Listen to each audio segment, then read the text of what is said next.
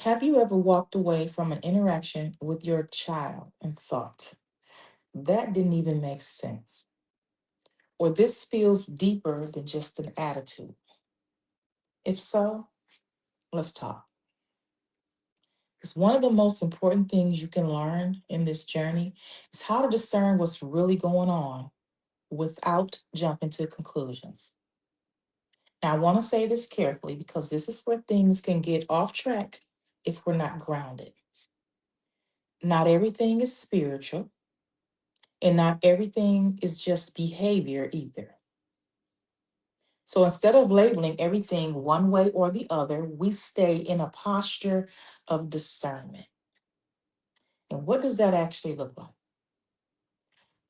It means you pause before you react and you invite God into what you're seeing.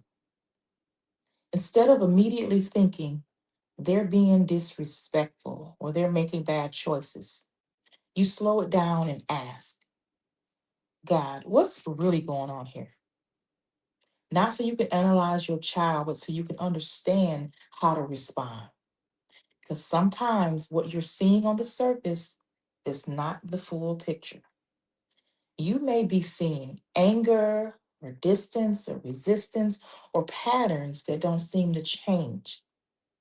But underneath that, there could be confusion, pressure, wrong influences, or internal struggles that they are not expressing. And without discernment, it's easy to respond to the surface instead of what's actually driving it. Let me give you a real life example. Your child responds to you in a way that feels dismissive, and your immediate reaction might be, "Mm, that was disrespectful." And sometimes it is. But if you stop there, your response will likely come from correction. But if you pause and ask, God, what's going on underneath this? You might begin to see something different. Maybe they're frustrated. Maybe they feel misunderstood. Maybe they're dealing with something internally they're not saying. And then now your response shifts, not because you're excusing behavior, but because you're responding with understanding instead of reaction. And this is where discernment protects you. It keeps you from overreacting, misreading the situation, or escalating something unnecessarily. Now, I want to go and take this one step deeper. Discernment is not about trying to figure everything out on your own, it's about staying connected to God in the moment. In scripture, James 1 and 5 says, if any of you lacks wisdom, let him ask God. See? So you don't have to guess, you can ask.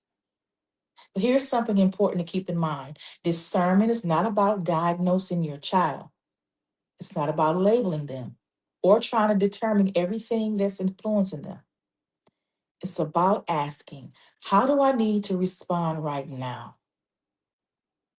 That's the goal.